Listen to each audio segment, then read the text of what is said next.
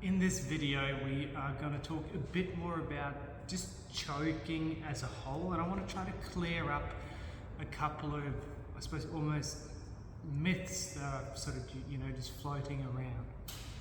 If you can see here, this here is a neck model.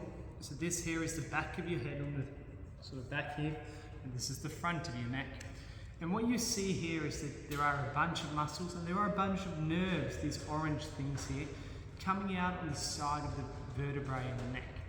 Now what you would see, which we can see on this model here, is that the airways are sitting on the front here, and then you also see that the main blood vessels, the arteries going to your brain, they sit very close to the side of your airways. And this is one of the common misconceptions when it comes to a choke, that your carotid arteries, the main arteries going to your brain, sit on the side of your neck here. But in fact, they sit right next to the airways on either side here.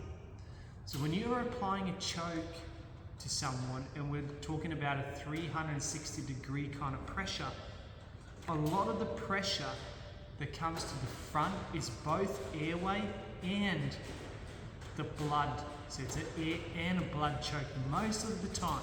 It's very, very hard to get just a pure blood choke or just a pure air choke. It's nearly impossible, which is why it should really be called strangulation and not choking, because when you're choking, there is something that comes inside your airways and you can't physically breathe. When we are applying pressure from the outside and in, it's a strangulation.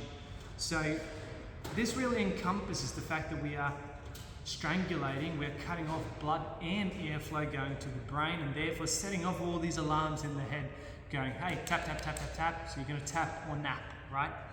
Now, another thing that's important for you to remember is that for us to be able to really, I suppose, maximize the choke, we also need pressure on the side of the neck here.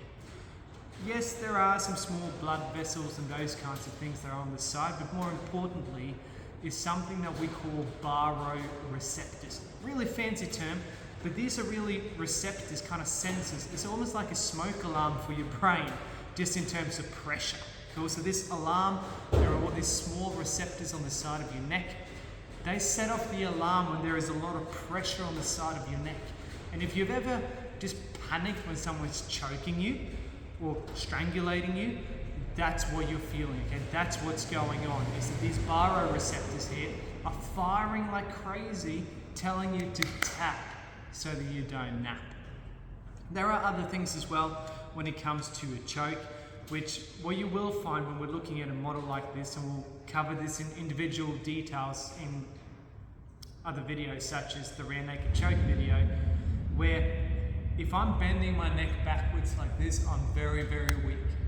I'm quite strong when I'm tilting my chin forwards like this, which is why this is one of the defense positions against so many different chokes, right?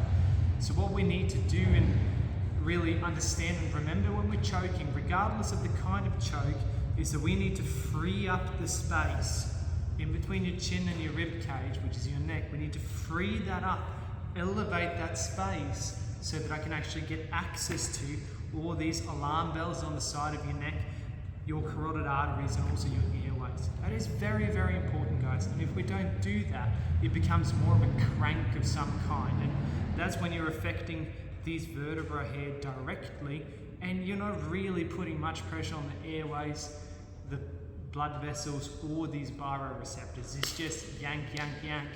That's when you snap.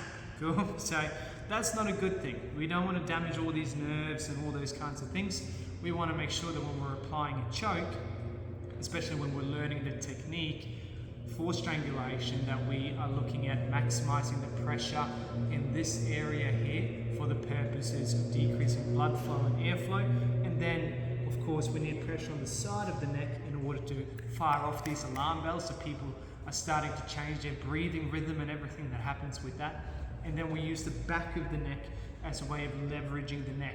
Let's say we're doing a rear naked choke, we're pushing the neck forwards in some kind of a way. If we are using a collar and we're doing a collar choke, there's pressure on the back of the neck preventing them from moving a lot from the collars. So we always want to seek 360 degrees worth of pressure. I hope that clarifies. If you have any questions, you do know where to put them.